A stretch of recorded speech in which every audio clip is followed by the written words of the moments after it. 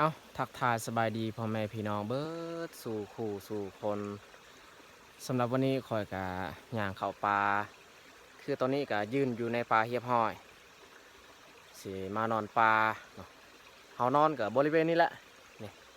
ทางหลังคอยนี่แม่นต้นไม้แล้วก็มีอันโงนหินเนาะก้อนใหญ่เลยเฮามานอนจุดนี้แหละนอนใกล้แคมป์ห้วยเลยเนาะบรรยากาศสวง3 โมงแรงเครื่องนี่เขาว่าอยู่นี่แหละแม่น้ำสายน้อยน้ำใสใสขนาด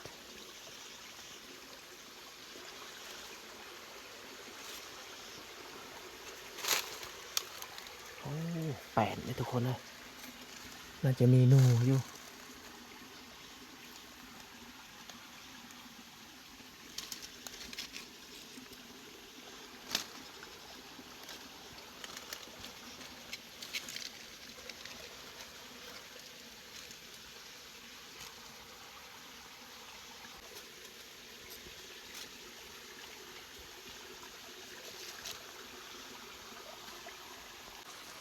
มันโกนคิดว่าโกนเลิกถ้าว่าเลิกน่าจะมีสัตว์ป่ามันเข้ามาอยู่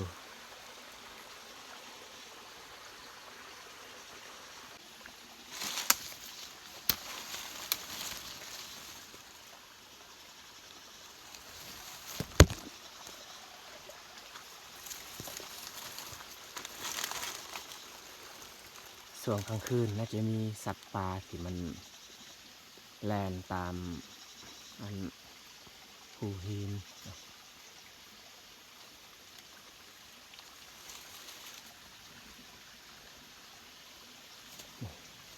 ต้นยาเนี่ยที่มันเกิดอยู่ในพาราหินแต่ว่าช่วงนี้มันเหี่ยวมันแห้งเมื่อฮอดช่วงหน้าฝนเนี่ยมันเกิดอีกมันแตกอีก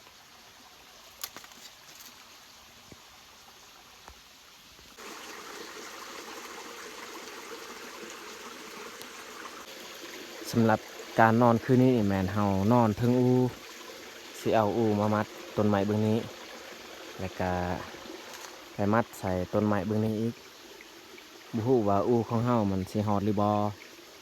เนาะถ้าว่าบ่ฮอดก็ไม่แต่เฮาสิขึ้นไปมัดอยู่เทิงต้นไม้อันนี้ขึ้นไปนอนอยู่เทิงต้นไม้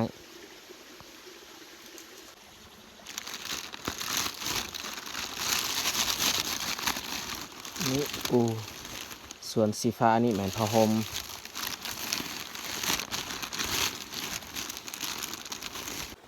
เอาอูมามัดก่อนสิเบิ่งว่าอูนี่เทิงหรือบ่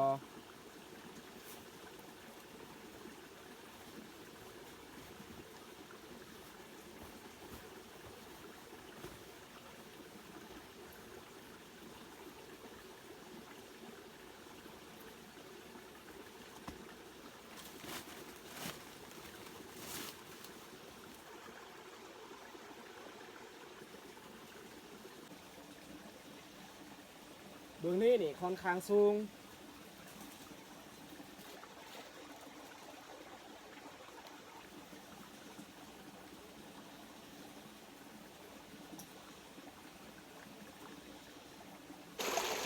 เรียบร้อยเอามัดอู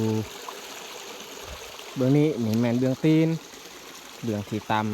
ำส่วนเบื้องนั้นเบื้องหัวเบื้องหัวนี่สูงหน่อยนึงนอนข้ามห้วยทุกคนเลยอันนี้ก็เทือทมิตรที่คอยนอนข้ามห้วยผ่านมาบ่เคยเอาอูมามัดข้ามห้วย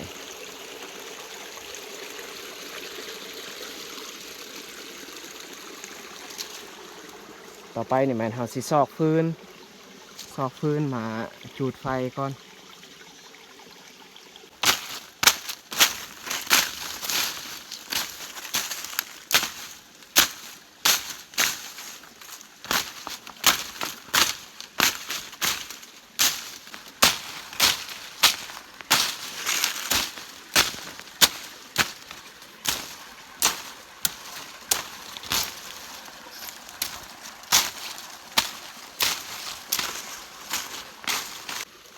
ทางหญ้า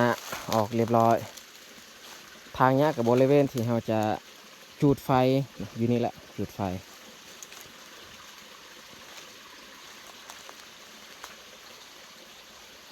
ขอดหินใหญ่เลยทุกคน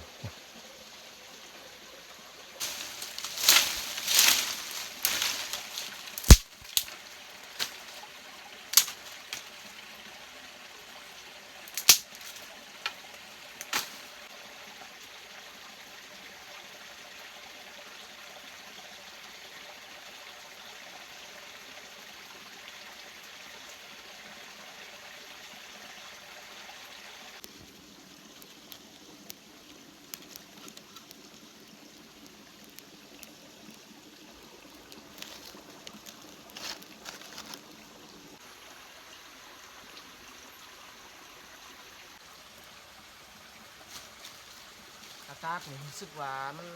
ร้อนกดเสื้อก่อนทุกคน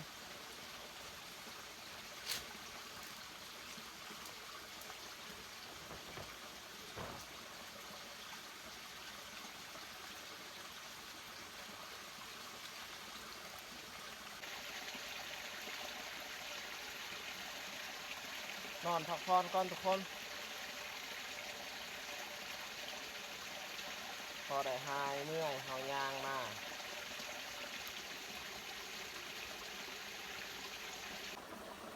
บรรยากาศช่วง5 โมงรู้สึกว่าร้อนเฮาทางหญ้าบริเวณเฮาพักแล้วก็ซอกฟืน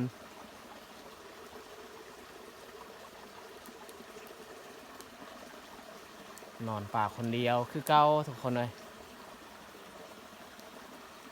เฮานอนคืนนี้น่าจะปลอดภัยดีอยู่นอนบอนสูงๆแต่ว่าเฮานอนข้ามห้วยเนาะเป็นการนอนแบบว่าท้าทายคือกันผ่านมาบ่เคยนอนข้ามห้วยแบบนี้อันนี้ก็เทือทมิด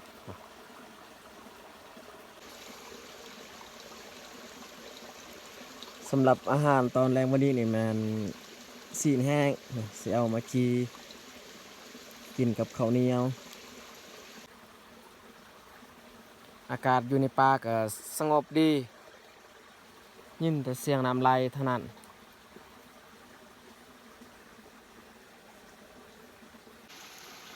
ซีนแห้ง2 เซน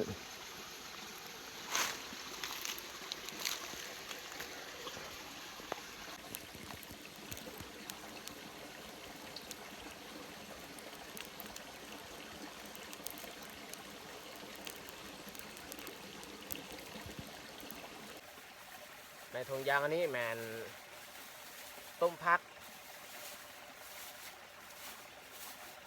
แล้วก็ใส่ปลาแห้งกินกับข้าวเหนียวเอามาทุกคนมากินข้าวแรงน้ำกัน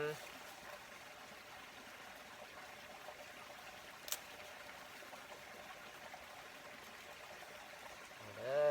มีหน้าตายายจะกินก่อนคุ้มครองลูกเต้านอนป่านอนดงอะไรแต่ขอให้อยู่ดีมีแห้งอย่าเจ็บอย่าไข้ตลอดปลอดภัย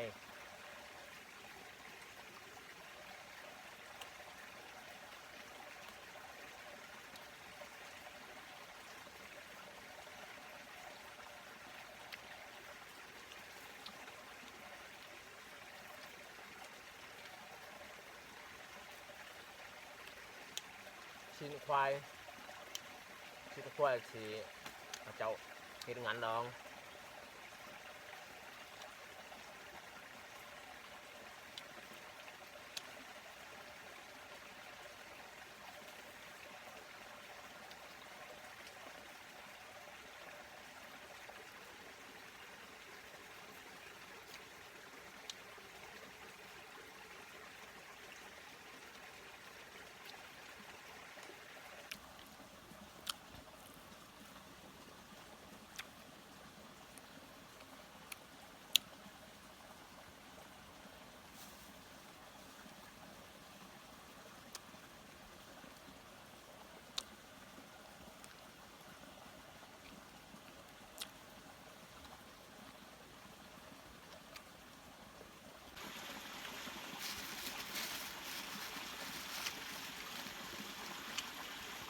กับข้าวก็มีเท่านี้แหละ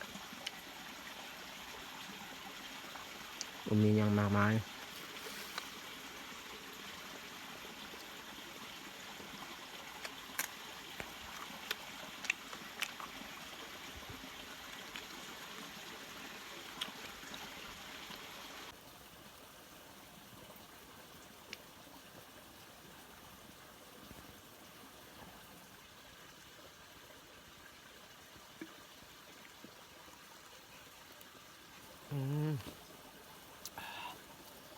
อิ่มเต็มทีทุกคนเลย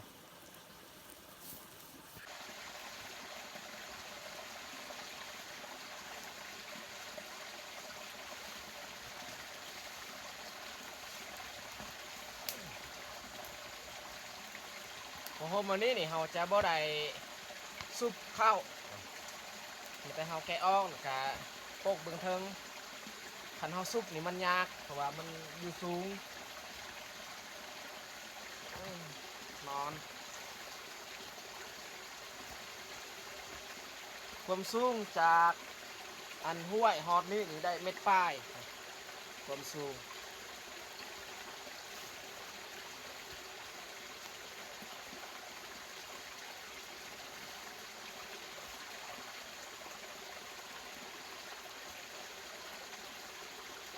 บรรยากาศก็สิเริ่มมืดเขาแล้วทุกคนเลยแต่ว่าช่วงนี้นี่บ่มียุงบ่คือช่วงหน้าฝนคันหน้าฝนนี่อากาศช่วงใกล้สิมืดแบบนี้นี่ยุงหลายขนาด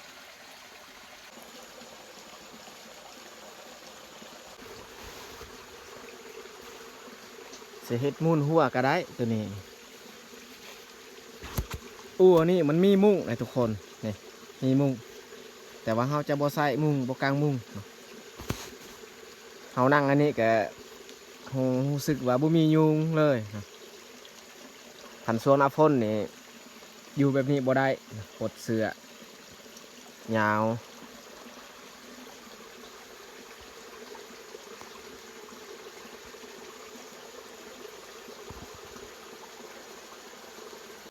เราใส่กองหน้าในโทรศัพท์นี่มันบ่อยากแจ้งปานใดมันมัวแต่ว่ากองล่างนี่แจ้งดี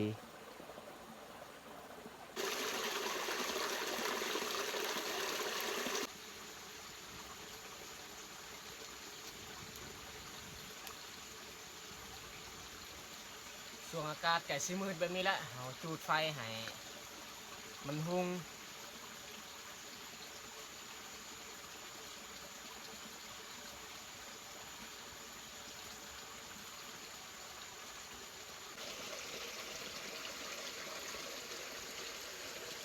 เบื้องนั้นมืดแล้วทุกคนเลยเบื้องขอนหินใหญ่ฮะ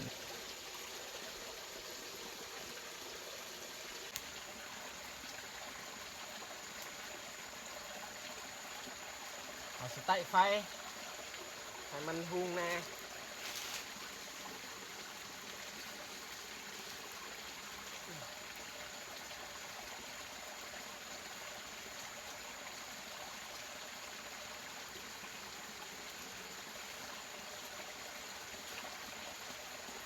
ไฟถึง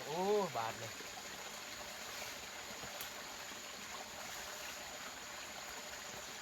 แบบนี้ถ้าว่าคนแบบน้ำหนักลายนี่ยากในทุกคนเลยมันบางยานว่ามันขาดมันชีกแต่ว่าเฮาน้ำหนักเบานี่เป็นยังตัวยาน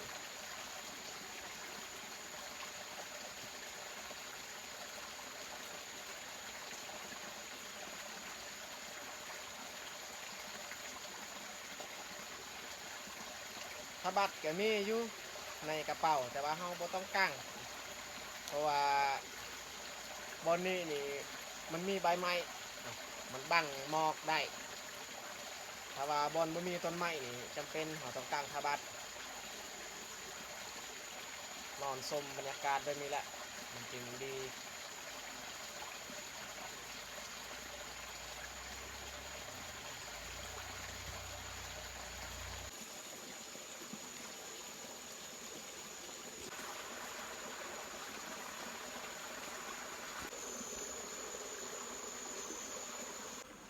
คืนนี้เฮานอนก็แม้แต่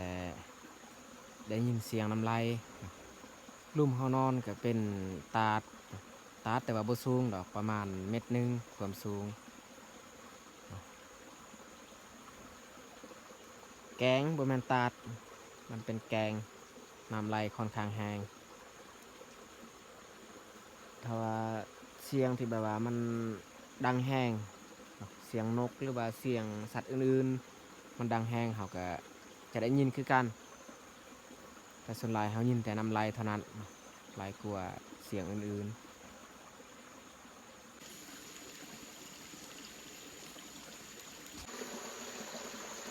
ส่วนกระเป๋าเครื่องเนี่ยแม่นเขาไว้อยู่ลุมบ่ต้องเอาคืน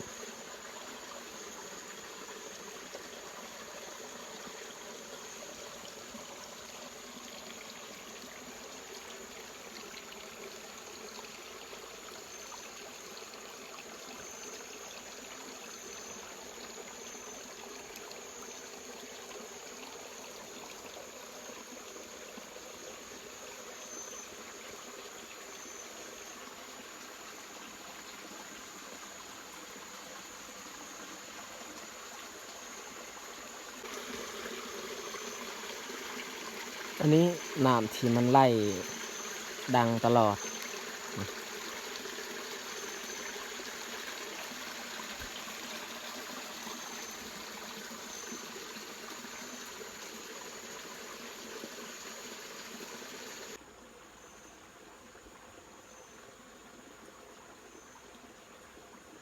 โอเคทุกคนแต่เราสิปิดไฟอยู่แบบมืดๆนอนฟังเสียงธรรมชาติเลย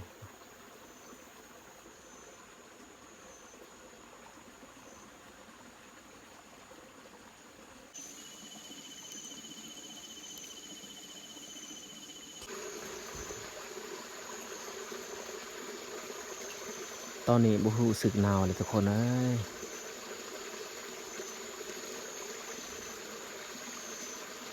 อากาศนี้มันเริ่มร้อนแล้ว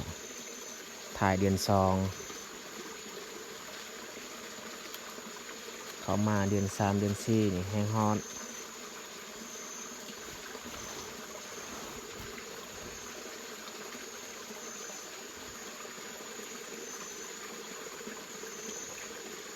เสียงแนวอื่นนี่บ่ยินนี่เลยมีเสียงแมงที่มันร้องปี๊ดปี๊ดปี๊ด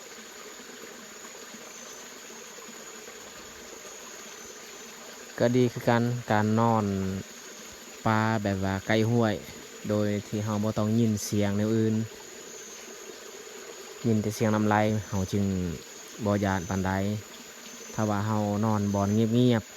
ๆเราอาจจะย้านแน่เนาะ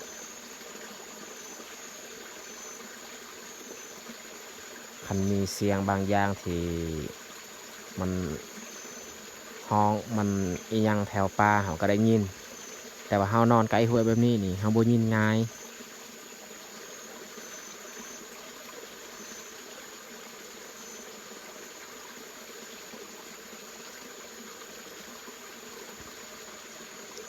แล้วก็นอนป่าแบบคนเดียวแบบนี้นี่เรื่องสิ่งที่แบบเป็นตาย้านนี่เราบ่อยากเล่าถ้าว่าเราเล่านี่แฮ่งเราย้านกลัวอีก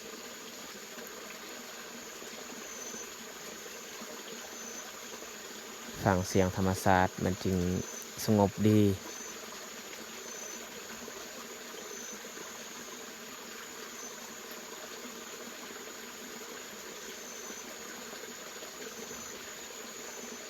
โอเคไม่แต่เราสิหลับสินอนแล้วทุกคนเลยจะได้ทุกคนก็ขอให้นอนหลับฝันดีเนาะนอนหลับได้เงินหมื่นตื่นมาได้เงินแสนเงินล้านเงินตื้อขอให้หน้าที่การงานรุ่งเรืองเจริญก้าวหน้าขอให้ร่ำรวยเด้อหมดทุกคนเนาะเอานอนพักผ่อนได้ทุกคนเลย